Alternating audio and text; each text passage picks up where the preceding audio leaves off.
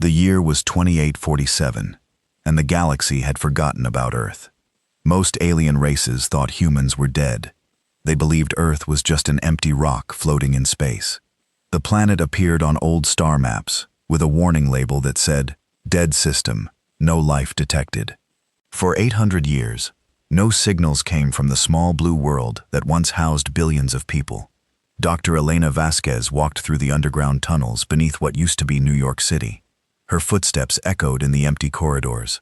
She was the last scientist left on Earth, maybe the last human who still remembered the old days. Every day, she made the same journey down into the depths of the planet, past layers of metal and crystal that most people had never seen. The tunnels led to a chamber that glowed with soft blue light.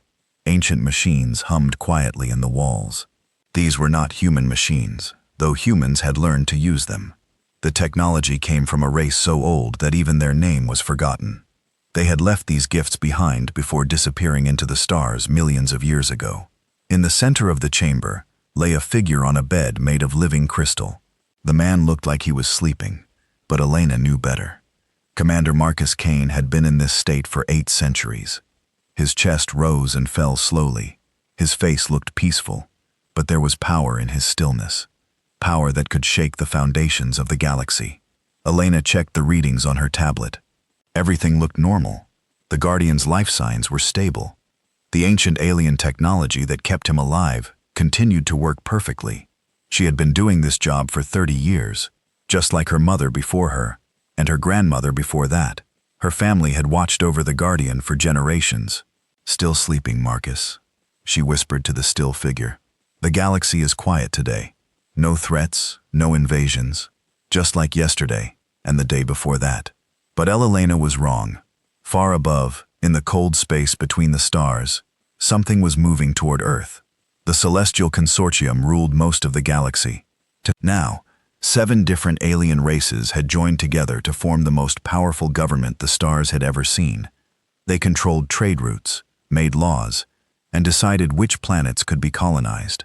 Their ships were fast, and their weapons were strong. They believed they were the masters of the universe. The Zephyrians were the proudest members of the consortium. They were tall, blue-skinned beings with forearms and eyes that glowed like stars. They thought they were better than every other race. They had conquered 50 worlds and enslaved 20 different species. Now, they wanted more.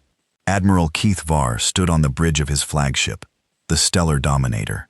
His ship was 5 miles long and carried enough firepower to destroy a moon. Behind him, a fleet of 200 ships followed in perfect formation. They were heading toward a small yellow star that the old maps called Sol. "Admiral," said his second-in-command, "we are approaching the target system. Should we begin scanning for defenses?" Keithar laughed, a sound like breaking glass. "Defenses? Commander, this system has been dead for 800 years. The humans who lived here are extinct. There is nothing to defend against us." But the Admiral was wrong. Earth had defenses.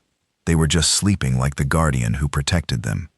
The Zaharian fleet dropped out of hyperspace at the edge of the solar system. Immediately, sensors that had been silent for centuries began to wake up. Hidden stations in the asteroid belt started sending signals. Ancient satellites around Jupiter and Saturn powered up their receivers. Deep space monitors that looked like ordinary rocks suddenly blazed with energy. On Earth, in the crystal chamber, something changed. The Guardian's breathing became faster. The machines around him hummed louder. Elena looked up from her tablet as warning lights began flashing on the walls. "What's happening?" she said aloud, though there was no one to answer her. The alien technology responded to the threat above. Power flowed through circuits that had been dormant for 800 years. The chamber filled with golden light. Elena had to shield her eyes as energy patterns danced across the walls like living lightning. Commander Marcus Kane's eyes moved beneath his closed lids. His fingers twitched. For the first time in 8 centuries, the Guardian began to dream. His dreams, Kane saw the ships approaching Earth. He felt their hostile intentions like a cold wind across his consciousness. The ancient alien technology that had merged with his human mind showed him everything. He saw Admiral Cathar giving orders to his fleet. He heard the Zephyrians planning to strip mine Earth's oceans and mountains. He felt their contempt for the extinct human race. Marcus Kane had been a soldier before he became the Guardian. He had fought in the last great war between humans and the Consortium. He remembered the day when Earth's leaders decided to end the conflict by withdrawing from galactic society. Humans were too dangerous, they said, too powerful, too likely to become the very monsters they fought against. So Earth went silent. Humans pulled back their fleets and shut down their communications. They made their world look dead and empty. They chose exile over war, peace over conquest. But they also chose to be ready, just in case someone decided that a dead world would be easy to take. The Guardian Protocol was humanity's final insurance policy. One volunteer would merge with the ancient alien technology. One person would stay awake while the rest of the world slept. One Guardian would watch over Earth until the threat was gone or until the end of time. Marcus Kane had volunteered because he understood the cost. The alien technology would keep him alive, but it would also change him. He would become something more than human, but also something less. He would gain the power to protect his world, but he would lose the ability to live a normal life among his people. Elena watched in amazement as the Guardian's vital signs spiked. His heart rate doubled, then tripled. The crystal bed began to glow brighter. Energy flowed through the chamber like a river of stars. "Marcus," she whispered, "are you waking up?" High above the Earth's surface, the Zephyrian fleet moved closer to the planet. Admiral Kethvar studied the readings from his sensors. Earth looked exactly like the report said it would. Blue oceans, green continents, white clouds, but no cities, no technology, no signs of intelligent life. "Sir," reported his tactical officer, "we're detecting some unusual energy readings from the planet's surface. They appear to be coming from underground." Kethvar waved a dismissive hand. "Probably just natural geological activity. These dead worlds often have unstable cores. They begin the landing sequence. I want mining operations to start within 6 hours, but the energy readings were not natural. They were the first signs of something that had been sleeping for 800 years. Something that was very much alive and very unhappy about being disturbed." In the crystal chamber, Elena stepped back as the Guardian's eyes suddenly opened. They were brown like they had always been, but now they held flecks of silver that moved like liquid metal. Marcus Kane sat up slowly, his movements careful and precise. When he spoke, his voice carried harmonics that made the crystal walls sing. "How long?" he asked. 800 years, 2 months, and 16 days, Elena replied. She had been keeping count. Kane nodded and stood up from the crystal bed. He was taller than Elena remembered from the historical records.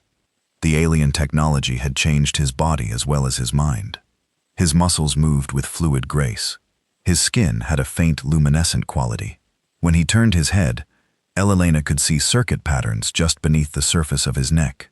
Admiral Kethvar stared at his tactical display with growing confusion. The energy readings from Earth were getting stronger by the minute.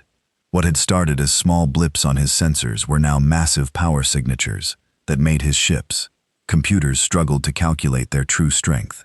"Sir," his communications officer reported, "we're receiving signals from all across the system. Someone is activating technology that's been dormant for centuries." "Show me," the Admiral commanded. The main view screen lit up with a display of the solar system. Red dots began appearing everywhere. Around Mars, hidden bases were powering up. In the asteroid belt, what had looked like ordinary rocks revealed themselves as weapon platforms. Near Jupiter, massive structures that had been disguised as moons started broadcasting identification signals. "This is impossible," whispered the Admiral second in command. The intelligence report said this system was completely dead. Kethvar's, 4 hands clenched into fists. The intelligence reports were wrong. "Send a message to Consortium Command. Tell them we may have discovered a hidden human settlement." But even as he gave the order, the Admiral knew this was more than just a settlement. The energy patterns his ships were detecting suggested technology far beyond what the Consortium had ever encountered. Whatever was waking up in the Sol system, it had been sleeping for a very long time. Deep beneath Earth's surface, Marcus Kane felt every system coming online. The alien technology in his body connected him to a network that spanned the entire solar system. He could see through the sensors of every hidden platform. He could feel the power flowing through weapons that had been charged and ready for 800 years. "Elena," he said, without turning away from the crystal console. You should go to the surface. What happens next might not be safe down here. I'm not leaving, Elena replied firmly. My family has watched over you for generations. I'm not abandoning my post now. Kane looked at her with those strange silver-flecked eyes. This isn't your fight. Yes, it is. Elena said, Earth is my home too. The Guardian nodded slowly. Then stay close to me.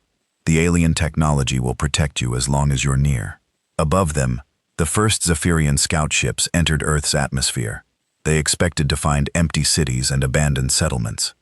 Instead, they found something much more surprising. The cities were not empty.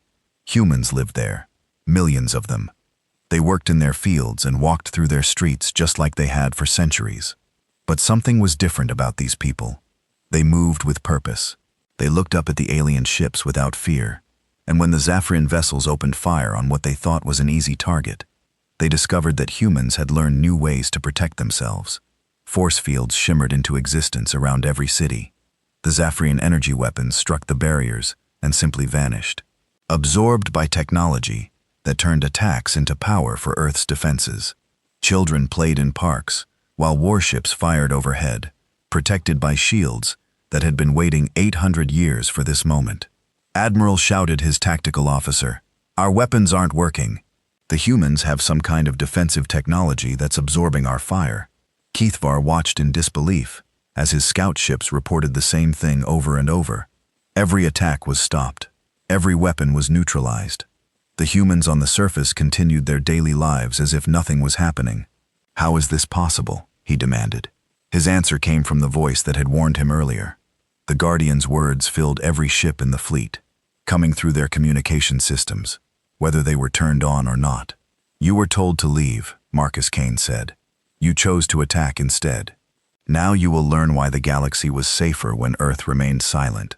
On the surface of the planet, something remarkable began to happen. Structures that had looked like ordinary hills and mountains started to change. Metal surfaces emerged from beneath artificial dirt and vegetation. Towers rose from underground silos. Weapon ports opened along coastlines that had appeared completely natural just minutes before. The moon itself began to move. Every Zephyrian in the fleet stared in horror as Earth's natural satellite shifted in its orbit. Massive engines that had been hidden beneath artificial craters ignited with blue fire. The moon turned to face the alien fleet, and when it did, the Zephyrians saw that it was not a moon at all. Sir, whispered the sensor operator, the moon is artificial. It's a space station, a weapons platform. The power readings suggested could destroy our entire fleet. Admiral Keithar felt something he had never experienced before in his long military career. Fear. Real bone-deep terror that made his forearms tremble. Get me a connection to Consortium Command. Emergency priority. Tell them we need reinforcements. Tell them the humans are not extinct. But the Guardian was not finished with his demonstration. In the asteroid belt, weapons platforms that had masqueraded as space rocks for centuries began to move. They formed up in battle formations that stretched across millions of miles. Each platform was the size of a city, armed with weapons that could crack planets. Around Jupiter, the structures that had pretended to be moons revealed their true nature. They were shipyards, massive construction facilities that had been building humanity's true fleet for 800 years. Hangar doors opened and ships emerged, not dozens or hundreds, but thousands. Each vessel was larger than anything in the Zephyrian fleet, and they moved with a grace that suggested technology far beyond what the Consortium understood. Elena Marcus Kane said in the crystal chamber, I need you to understand something. What you're about to see. This is why humans chose exile. This is why we decided the galaxy was safer without us. What do you mean? Elena asked. Kane's expression grew sad. We didn't withdraw because we were weak. We withdrew because we were too strong. The alien technology that saved us from the dying Earth also changed us. It made us into something that could rule the galaxy. But ruling was never what we wanted. He gestured to the holographic displays showing the awesome power being revealed across the solar system. Every world in the Consortium combined doesn't have the military strength we're showing right now. And this is just what we built in the first 100 years after we went into hiding. Elena stared at the displays in amazement. We could conquer the entire galaxy easily, Kane admitted. That's why we chose not to. That's why I volunteered to become the Guardian. Someone had to stay awake to make sure we only used this power for defense, never for conquest. On the bridge of the Stellar Dominator, Admiral Keithvar received a response from Consortium Command. The message was brief and terrifying. All available fleets are being dispatched to your location. Do not engage the humans directly. Repeat, do not engage. Intelligence suggests we may have awakened something that was deliberately sleeping. Too late for that, muttered the Admiral as he watched his scout ships retreat from Earth's atmosphere. Every vessel had been disabled without being destroyed. Their weapons were offline. Their engines barely functioned. But they were alive, and that fact carried its own message. The humans could have destroyed them easily. They chose mercy instead. Marcus Kane felt the alien technology pulsing through his enhanced nervous system. With each moment that passed, he became more connected to Earth's vast defense network. He could sense every ship in his fleet, every weapon in his arsenal, every system under his command. The power was intoxicating, and he understood why his predecessors had feared it. "Guardian," Elenena said quietly. "The aliens are retreating." "No," Kane replied, studying the tactical displays. "They're regrouping. The Admiral has called for reinforcements." This was just the first wave. Kane knew what would come next. The Consortium would send everything they had. 7 different alien races, with thousands of ships and weapons that could destroy stars. They would come expecting a fight against humanity's hidden colony. They would find something much more dangerous instead. "Elena, I need you to send a message to the human settlements," Kane said. "Tell them to prepare for a long siege. The Consortium won't give up easily." "What about you?" Elena asked. Kane looked at her with those transformed eyes. The silver patterns in them were growing brighter, and Elena could see circuit traces spreading across his skin. The alien technology was changing him more. With each moment he remained active. "I'll do what I was designed to do," the Guardian said. "I'll protect Earth no matter what it costs." But even as he spoke, Kane knew the real cost would not be to himself. The cost would be to the galaxy's perception of humanity. For 800 years, humans had been seen as extinct, peaceful, gone. After today, they would be remembered as the sleeping giants who had chosen mercy over conquest. That choice was about to be tested in ways that would shake the foundations of civilized space. Above Earth, Admiral Keithvar's fleet pulled back to a safe distance and waited for reinforcements. The Admiral stared at the planet that had seemed so harmless just hours before. Now he could see the truth. Earth wasn't a dead world. It was a fortress. A sleeping weapon that humanity had aimed at the galaxy and then chosen not to fire. "Sir," his communications officer reported, "we're receiving a transmission from the planet's surface." "Put it through," Cathar commanded. Marcus Kane's voice filled the bridge once again, calm and measured. "Admiral, your reinforcements are welcome to come. We have been waiting 800 years for someone to test our defenses properly. Your fleet will help us determine if our preparations have been adequate." "You're threatening the entire consortium," Cathar replied. "No," said the Guardian. "We're offering you the same choice we made centuries ago. You can leave now and tell your people that some things are better left undisturbed, or you can stay and learn why the galaxy's greatest warriors chose exile over war." The transmission ended, leaving Admiral Keithvar alone, with a decision that would determine the fate of both the Consortium and humanity. He looked at his tactical displays showing the incredible power that Earth had revealed in just a few hours. For the first time in his military career, the Admiral wondered if some battles were too dangerous to fight. In the crystal chamber beneath Earth, Marcus Kane felt the weight of 8 centuries settling on his shoulders. The alien technology sustained his body, but it could not ease the burden of the choice he carried. He was humanity's guardian, protector, and judge. The decisions he made in the coming days would echo through history. Elena watched him with worried eyes. "Are you all right?" Kane smiled, though the expression was sadder than before. "I'm becoming what I was always meant to be. The question is whether the galaxy is ready for that revelation." Above them, in the depths of space, more ships were coming. The greatest armada in Consortium history was assembling to face a threat they didn't understand. They thought they were coming to suppress a human colony. They were actually coming to witness the awakening of the most dangerous guardian the universe had ever known. The emergency session of the Consortium Council had been going on for 6 hours. Representatives from all 7 member races sat around a massive holographic table that spanned several light years, each delegate appearing as a shimmering projection from their homeworlds. The topic of discussion was unprecedented in the Consortium's 1,000-year history: the return of humanity. Council leader Zarian, an ancient being whose crystalline body had witnessed the rise and fall of dozens of civilizations, called for order. The situation in the Sol system has escalated beyond our initial projections. Admiral Keithvar's fleet has confirmed that Earth is not only inhabited, but heavily defended with technology that surpasses our understanding. The Thorakian representative, a massive creature with scales like living metal, slammed one of his 6 fists on the table. This is impossible. Our records clearly state that the humans withdrew from galactic society 800 years ago. They were a minor species with limited technology. Perhaps our records were incomplete, suggested the ethereal delegate, her voice like wind through crystal chimes. The older species among us remember the humans differently. All eyes turned to Zarian, whose kind had been exploring the galaxy when most of the current races were still learning to make fire. The ancient being's crystalline form shimmered with uncomfortable memories. The humans, Zarian said slowly, were never a minor species. They were dangerous. More dangerous than any race we had encountered before or since. When they chose exile, many of us were relieved. Explain, demanded the Zepyrian ambassador, Admiral Kethvar's superior. Zarian's form darkened. They were warriors, yes, but that was not what made them dangerous. They were innovators. They took technology from other races and improved it beyond recognition. They formed alliances with species that had been enemies for millennia. They brought peace to sectors that had known only war. That doesn't sound dangerous, the Thorakian protested.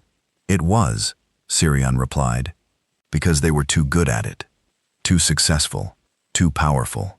When the humans decided something needed to be done, it got done. When they decided a war needed to end, it ended. When they decided a species needed protection, that species became untouchable. The council chamber fell silent as the implications sank in. They were becoming the rulers of the galaxy without even trying, Zarian continued. Other species began to depend on them for everything. The humans realized what was happening and made a choice that no other race in galactic history has ever made. They chose to give up their power voluntarily. On Earth, Marcus Kane felt the weight of those memories through the alien technology that connected him to the Galactic Information Network. He could sense the fear in the council chambers, the growing understanding of what humanity had really been before the Great Silence. Elena, he said, they're starting to remember. Elena looked up from the monitoring station where she had been tracking consortium fleet movements. Is that good or bad? I'm not sure yet, Kane admitted. Fear can lead to wisdom, but it can also lead to desperation, and desperate people make dangerous choices. The crystal chamber around them pulsed with increasing energy as more of Earth's systems came online. The Guardian's awakening had triggered protocols that had been dormant for centuries. Across the planet, humans were beginning to remember who they really were. In the city of New Geneva, Dr. Sarah Chen received an alert on her personal communicator. She had been living a quiet life as a teacher, helping human children learn about their world's history. But the message that appeared on her screen activated memories that had been sleeping in her genetic code. Project Renaissance Phase 1, she read aloud. All personnel report to designated stations. Sarah's eyes widened as suppressed knowledge flooded back into her consciousness. She wasn't just a teacher. She was a military engineer, one of the designers of Earth's planetary defense grid. The quiet life she had been living was a cover, a way to blend in while the Guardian slept. All across Earth, similar scenes were playing out. Farmers remembered that they were actually spacecraft pilots. Shopkeepers recalled their training as weapons specialists.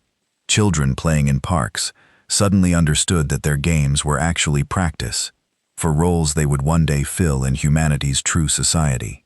The Great Silence had been more than just cutting communications with the galaxy. It had been a complete transformation of human civilization. An entire species had agreed to forget their own power to live simple lives while their guardian watched over them. But now the guardian was awake, and so were they. In the Consortium council chambers, Admiral Kethvar had been called to give his personal report. His image appeared in the center of the holographic table, showing the stress and fear he had experienced in Earth's system. "Honored Council," he began. "What we discovered in the solar system defies explanation. The humans have not only survived, they have been building. For 800 years, they have been preparing for this day." "Preparing for what?" asked the ethereal representative. "War," Kethvar said simply. Though they seem reluctant to fight it, he activated his tactical displays, showing the Council what his fleet had encountered. Weapon platforms the size of cities, ships that dwarfed anything in the consortium fleet, technology that could absorb energy attacks and convert them into power. This is what they revealed in the first hour. The Admiral continued. "Our analysts believe this represents less than 1% of their actual defensive capability." "There," the Rakian representative scoffed. "Impossible. No single planet could hide that much military power." "You're right," Kethvar agreed. "No single planet could. But Earth isn't just a planet anymore. It's the center of a solar system that has been converted into the largest fortress in galactic history." Marcus Kane sensed the growing panic in the council chambers through the alien technology. He could feel their fear like a cold wind across his consciousness. But he could also sense something else. The approach of more ships. Many more ships.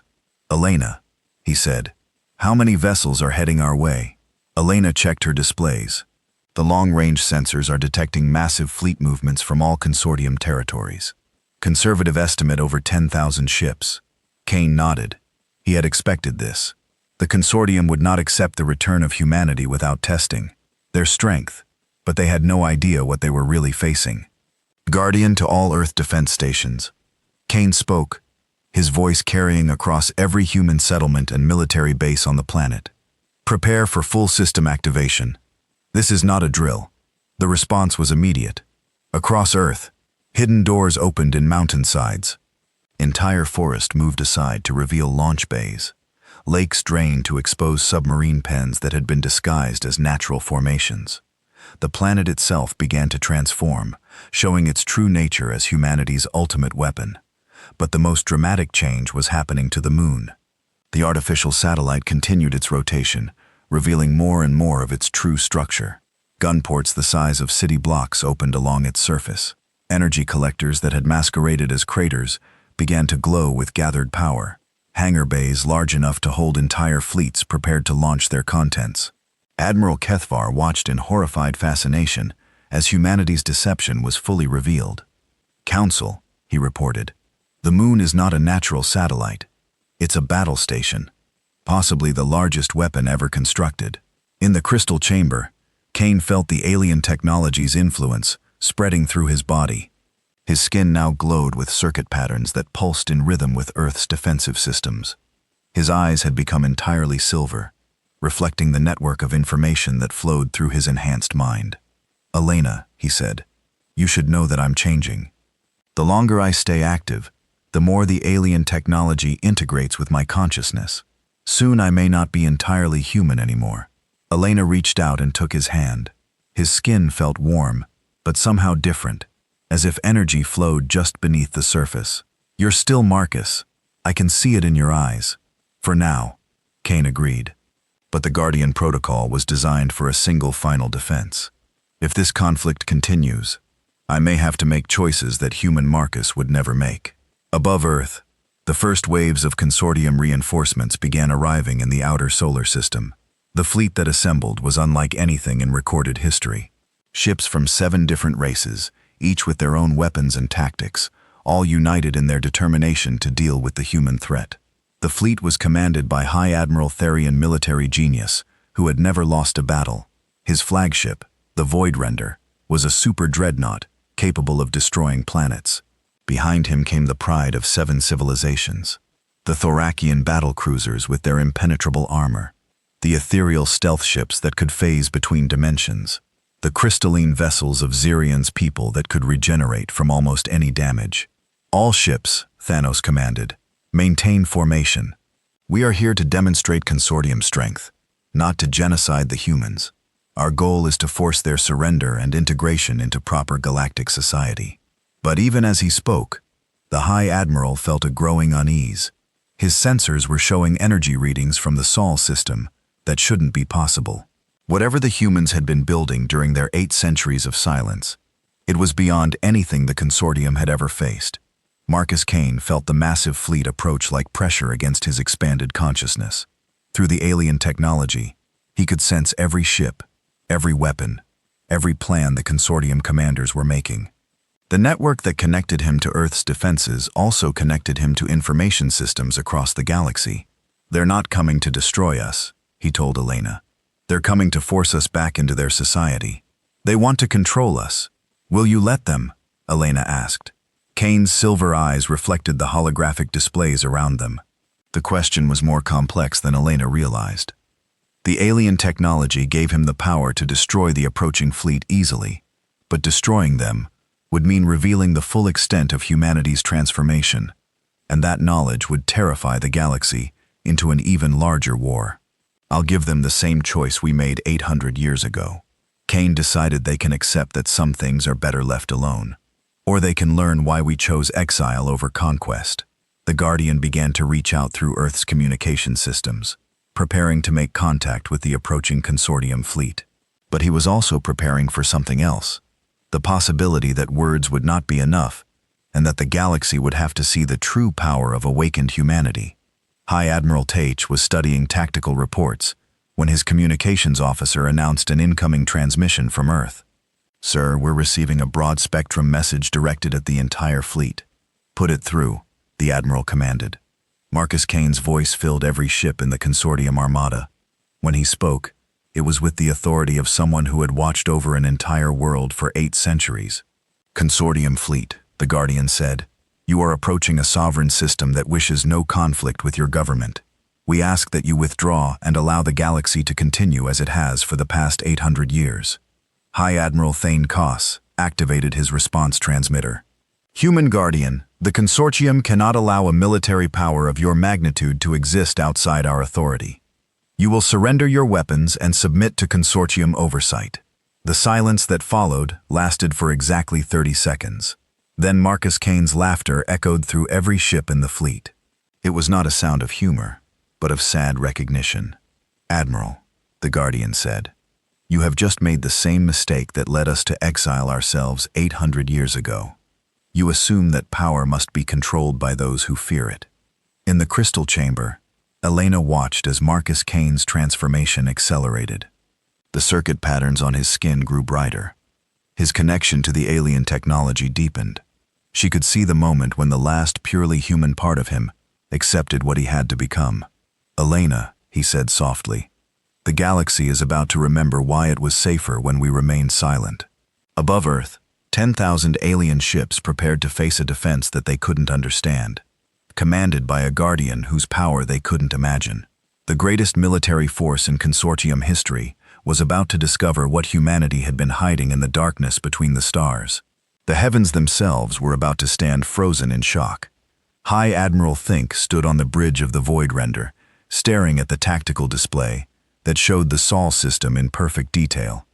His fleet of 10,000 ships stretched across space in a formation that had taken hours to perfect. Each vessel was positioned to provide maximum firepower while maintaining defensive coverage. It was a battle formation that had conquered star systems and broken the will of entire civilizations. But as the Admiral studied the energy readings from Earth's defensive grid, he began to understand that this battle would be unlike any he had ever fought. "Sir," reported his sensor operator, "we're detecting new activity throughout the system. The humans are activating additional defensive platforms." On the main display, red dots began appearing faster than the computers could count them. What had seemed like a heavily defended system an hour ago now looked like something beyond military comprehension. Weapon platforms emerged from hiding places that shouldn't have been able to conceal them. Entire asteroids revealed themselves as disguised battle stations. Space itself seemed to be armed and ready for war. "How many defensive installations do they have?" the Admiral asked. "Sir," the sensor operator said quietly, "our computers have stopped counting. The number exceeds our tactical databases." In the crystal chamber beneath Earth, Marcus Kane felt every system as it came online. The alien technology had fully integrated with his consciousness. Now his human appearance remained, but his mind had expanded beyond anything a normal person could comprehend. He was connected to every weapon, every shield, every ship in humanity's hidden arsenal. "Elena," he said, though his voice now carried harmonics that made the crystal walls resonate. "The consortium fleet is impressive. 10,000 ships representing the best military technology 7 civilizations can produce." Elena watched the tactical displays with growing amazement. "Can they break through our defenses?" Kane's smile was sad and knowing. "They could fight for 1,000 years and never come close. That's the problem. That's why we went into hiding." The Guardian stood and walked to the center of the chamber. As he moved, the crystal floor beneath his feet began to glow. Energy patterns flowed through the walls, responding to his presence.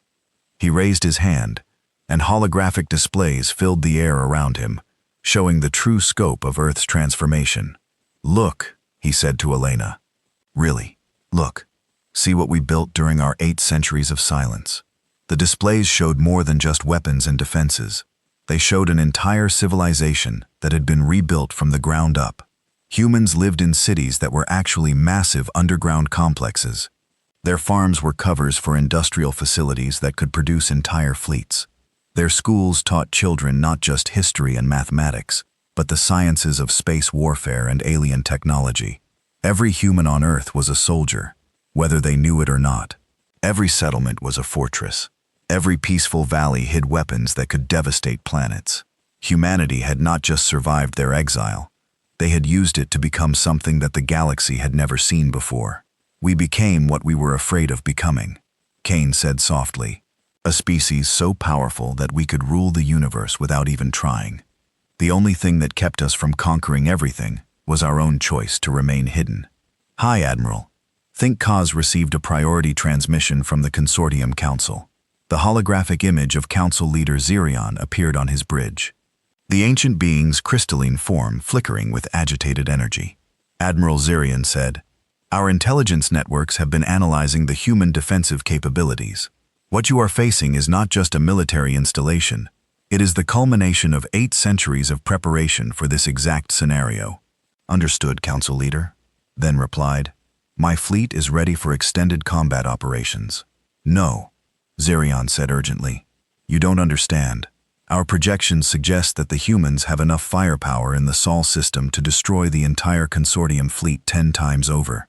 This is not a battle you can win through superior tactics or numbers." The Admiral felt a chill run through his azure blood. "Are you ordering me to withdraw?" "I'm ordering you to negotiate," Zirion replied. "The humans chose exile once before, rather than rule the galaxy. Perhaps they can be convinced to make that choice again." But even as the Council Leader spoke, events in the Sol system were moving beyond the possibility of simple negotiation. Marcus Kane had finished his preparations. The Guardian of Earth was ready to demonstrate exactly what humanity had been hiding. "Consortium fleet." Kane's voice echoed through every ship. "You have entered sovereign human space with hostile intent. You have been given opportunities to withdraw peacefully. Since you have chosen to remain, you will now witness the consequences of disturbing a sleeping Guardian." The first demonstration was subtle. Throughout the Consortium fleet, every ship's computer system suddenly displayed the same message. Your weapons are offline. Your shields are offline. Your engines are offline. You are alive by the grace of Earth's Guardian. High Admiral Thane C checked his tactical displays in disbelief. Every system showed the same impossible reading. Total system failure across his entire fleet. 10,000 ships all rendered helpless in the space of a single moment. "How?" the Admiral whispered. His answer came from Marcus Kane's enhanced consciousness, reaching across space to touch every mind in the fleet simultaneously. It was not telepathy in any normal sense. It was the alien technology, using quantum entanglement to create a direct connection between the Guardian's awareness and every living being within a million's awareness. For just an instant, every Consortium soldier experienced what Marcus Kane experienced. They felt the vast network of Earth's defenses. They sensed the true scope of humanity's hidden civilization. They understood with perfect clarity exactly how outmatched they were. The psychological impact was devastating. Seasoned warriors who had conquered star systems fell to their knees. Commanders who had never known defeat stared at their useless control panels in shock. The greatest military force in galactic history had been neutralized without a single shot being fired. But Kane was not finished with his demonstration. Admiral Thanos, the Guardian's voice spoke directly into the Zephyrian's mind. Order your ships to power down their weapons. What I'm about to show you next will require your full attention. The Admiral, still struggling to understand how his fleet had been disabled so easily, gave the order, as if it mattered. None of their weapons were functional anyway. In space around Earth, something extraordinary began to happen. The planet's moon, which had already revealed itself to be an artificial construct, began to transform even further. Massive sections of its surface opened like flower petals, exposing the true scale of the installation within. The moon was not just a weapons platform. It was a construction facility, a command center, and a gateway to technologies that defied everything the consortium thought they knew about science. As its interior was revealed, structures became visible that were clearly not human in origin. They were older, more sophisticated, built by the ancient race that had left their technology behind for humanity to discover. What you are seeing, Kane's voice explained to the paralyzed fleet, is the legacy of the predecessors, the race that came before all of us. They left their technology for someone worthy to find. We found it when we were dying on a poisoned Earth. It saved us, but it also changed us. The alien structures within the moon began to glow with power that registered on every sensor in the consortium fleet. Energy readings spiked beyond anything their instruments could measure. Space itself seemed to bend around the ancient technology as it activated for the first time in millions of years. The predecessors built this technology to protect younger races, Kane continued, but they required that any species using it prove themselves worthy through wisdom and restraint. For 800 years, we have been tested. Today, we pass that test. Elena watched from the crystal chamber as Marcus Kane's transformation reached its final stage. The circuit patterns on his skin now covered his entire body, pulsing with the rhythm of the predecessor technology. His eyes had become windows into an intelligence that was both human and something far more ancient. "Marcus," she said softly, "are you still there?" "I'm here," he replied, though his voice now carried harmonics that seemed to come from the depths of space itself. "But I'm also something more." The Guardian Protocol was never just about defending Earth. It was about becoming the bridge between humanity and the predecessor's legacy. High Admiral Thane CS found his voice somehow functioning, despite the technological shutdown affecting his ship. "Guardian," he called out, "what do you want from us?" Kane's response came not as words, but as pure understanding, transmitted directly into every mind in the fleet. The message was simple but profound. Humanity wanted nothing from the consortium, except to be left alone. They had no desire to conquer or rule. They had spent 8 centuries learning to use godlike power responsibly, and their choice was the high day, same as it had always been, peaceful isolation. But the message also carried a warning. If the galaxy could not accept humanity's choice to remain separate, then humanity would be forced to take a more active role in galactic affairs, and that role would be as protectors and guardians, not conquerors. But the end result would be the same. Human authority would extend across the stars, not through conquest, but through necessity. "You have a choice." Kane's voice spoke to every being in the consortium fleet, except that some power is too great to be controlled by governments and councils. Return to your worlds and tell them that Earth sleeps again, but it watches. Or force us to take responsibility for a galaxy that cannot leave well enough alone. The alien technology within the moon pulsed brighter, and suddenly, every member of the consortium fleet could see the future that Marcus Kane saw. If they chose to fight, they would lose. Not just this battle, but everything. Humanity's technology was so far advanced that resistance was meaningless. But more than that, they saw what would happen if humanity was forced to take active control of galactic civilization. It would be gentle, it would be fair, it would be absolutely implacable. Humans would end wars not through conquest, but by making warfare impossible. They would solve conflicts not through negotiation, but by removing the ability to create conflicts. They would bring peace to the galaxy by becoming its ultimate authority, whether they wanted to or not. "No," whispered Admiral Thane CS, as he saw the vision of humanity's reluctant empire spreading across the stars. "We choose to leave you alone." "Wise," Kane replied. Return to your governments. Tell them that Earth's guardian has awakened and found the galaxy acceptable. We will remain in our system. We will not interfere with consortium affairs, but we will also not tolerate interference with ours. Across the fleet, systems began coming back online. Weapons powered up, engines resumed function, shields reactivated. But every being in the consortium armada understood that this was a gift, not a failure of Earth's defenses. They were being allowed to leave. As the massive fleet began its withdrawal from the Sol system, High Admiral Thane Koss took one last look at the planet that had humbled the greatest military force in galactic history. Earth looked peaceful from a distance, blue and green and beautiful. But now, he knew the truth.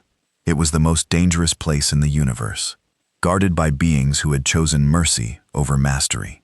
In the crystal chamber, Elena watched as Marcus Kane slowly returned to something resembling his human form. The circuit patterns faded from his skin. His eyes returned to brown, though flecks of silver remained. But she could see that something fundamental had changed. He was still human, but he was also something more. "Is it over?" she asked. Kane looked at the displays showing the consortium fleet retreating toward the edge of the system. "This part is over, but the galaxy will remember what happened here. Some will fear us more than ever. Others will wonder what other sleeping guardians might be hidden among the stars." "And us?" Elena asked. "What happens to humanity now?" Marcus Kane smiled, and for a moment, he looked entirely human again. "We continue to sleep. We continue to watch. And we hope that the galaxy has learned enough wisdom to leave us in peace." But even as he spoke, Kane knew that this was only the beginning. The demonstration of humanity's power would echo across the galaxy. Some races would accept the lesson and leave Earth alone. Others would see humanity as a threat that needed to be eliminated before it could grow stronger. The guardian of Earth had awakened to defend his people. Soon he might need to awaken again, to defend the entire galaxy from those who would rather destroy it than accept that some power was too great to be controlled. The heavens had stood frozen in shock at humanity's revelation. Now they would have to decide what to do with the knowledge that the universe's most dangerous guardians had chosen to sleep among the stars, watching and waiting for the day when they might be needed again. 3 days after the consortium fleet withdrawal from the Sol system, emergency sessions were being held in every major government center across the galaxy. The demonstration of humanity's hidden power had sent shockwaves through civilized space that would be felt for generations. On the crystal world of Zirion Prime, Council Leader Zirion stood before the assembled representatives of the consortium's greatest minds. The ancient being's crystalline form flickered with patterns of deep concern as he addressed the gathering. "What we witnessed in the Sol system changes everything we thought we knew about galactic power structures," Zirion began. "The humans have not just survived their exile, they have evolved beyond our ability to comprehend or control them." The Thorakian representative, General Korax, slammed his armored fist on the conference table. "They made fools of us. 10,000 ships rendered helpless without firing a shot. The consortium's military superiority is a joke compared to what they've built." "Perhaps," said the ethereal voice of many, her form shimmering between dimensions. "But they chose not to destroy us. That choice reveals something important about their intentions." Zirion nodded slowly. "Indeed, the humans could have eliminated our entire fleet in moments. Instead, they demonstrated their power and allowed us to withdraw with honor. This suggests they truly wish to remain isolated. But not everyone in the galaxy was willing to accept humanity's return to prominence so easily. In the dark reaches of the Andromeda Spiral, representatives from the Shadow Collective, species that operated outside consortium law, were planning a very different response to Earth's revelation. Admiral Vexthera, a being whose species had been driven to the galaxy's edge by consortium expansion, studied intelligence reports about humanity's defenses. Her scarred face twisted with calculating hatred as she addressed her allies. "The humans have shown us their hand," she said. "They are powerful, yes, but they are also alone. One system against the entire galaxy. If we can find a way to break their defenses, we can eliminate them before they become an even greater threat." "How?" asked Commander Skull 9, a cybernetic being whose race had been enslaved by the consortium centuries ago. "Their technology is beyond anything we've encountered. Their technology is ancient, Vexra replied, which means it has limits. Every system has weaknesses. We just need to find them. On Earth, Marcus Kane felt the stirrings of these new threats through the quantum networks that connected him to information systems across the galaxy. In the 3 days since the consortium's withdrawal, he had maintained his enhanced state, monitoring galactic reactions to humanity's revelation. "Elena," he said, as she entered the crystal chamber with her daily reports, "the galaxy is not taking our demonstration as well as I had hoped." Elena set down her data tablets and looked at the holographic displays surrounding the Guardian. New threat indicators were appearing across the star maps. Fleets gathering in systems that were not part of the consortium. Weapons being developed in secret laboratories. Alliances forming between species that had never cooperated before. "They're afraid of us," Elena observed. "Yes," Kane agreed. "And fear makes people do dangerous things. Some races are planning to attack us before we can grow stronger. Others are trying to develop weapons that might penetrate our defenses. Still, others are considering alliances with powers from outside our galaxy." Kane gestured to a display showing the Outer Rim territories. "The Shadow Collective is mobilizing. They see us as a threat to their independence from consortium rule. They think that if they can defeat us, they can prove that no power is truly unbeatable." Elena studied the threat assessments with growing concern. "How many ships are they gathering?" 50,000 from the intelligence I can access," Kane replied, "plus experimental weapons that might actually pose a danger to Earth's defenses. They've been studying the energy signatures from our demonstration, looking for patterns they can exploit." But the Shadow Collective was not the only threat emerging from humanity's revelation. In the depths of intergalactic space, something else had taken notice of Earth's display of predecessor technology. Kane's enhanced consciousness suddenly recoiled as he sensed a presence that was alien beyond anything he had ever encountered. Through the quantum networks, something was reaching back toward him, something vast and ancient and hungry. "Elena," he said urgently, "we need to activate the deep space monitoring stations. Something is coming from outside our galaxy, something that recognizes the predecessor technology." "What kind of something?" Elena asked. But Kane was already reaching out through Earth's defensive network, awakening systems that had been dormant even during the recent crisis. Far beyond the edge of the Milky Way and the void between galaxies, massive structures began to move. They had been waiting in the darkness for millions of years, watching for signs of predecessor technology activation.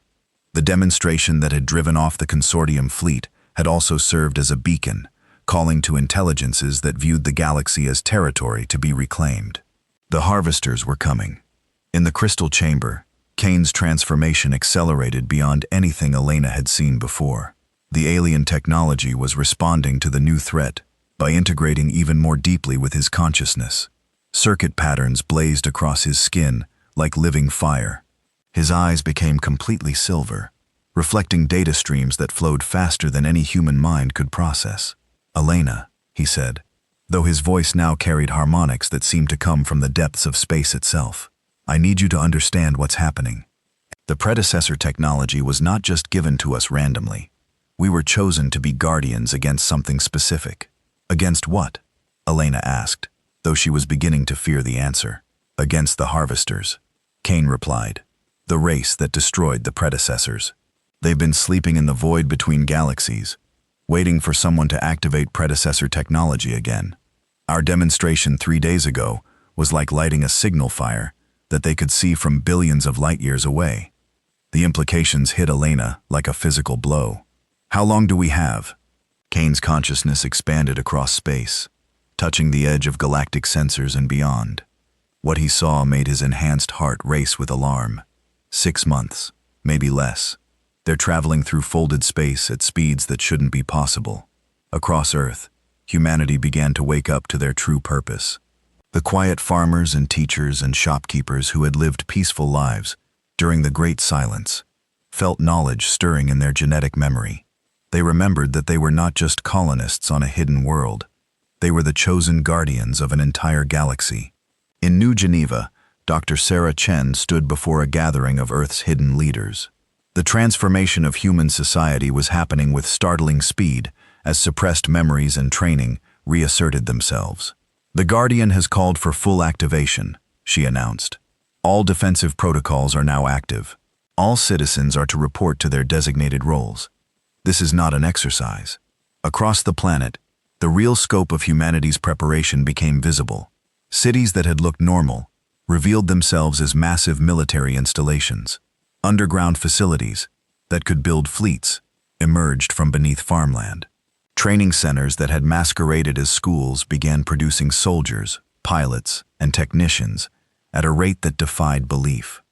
Earth was not just defended, it was a factory for defending the entire galaxy. In the crystal chamber, Marcus Kane felt the weight of 8 centuries of preparation settling on his enhanced shoulders. The Guardian Protocol had always been about more than just protecting Earth. It had been about preparing humanity to fulfill their role as the galaxy's ultimate defenders. "Elena," he said, "I need to tell you something about the choice our ancestors made 800 years ago. They didn't withdraw from galactic society just because they were afraid of their own power. They withdrew because they knew this day would come." Elena stared at him in amazement. "They knew about the harvesters.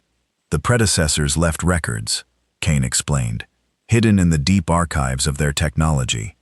Our scientists found them during the early years of the exile.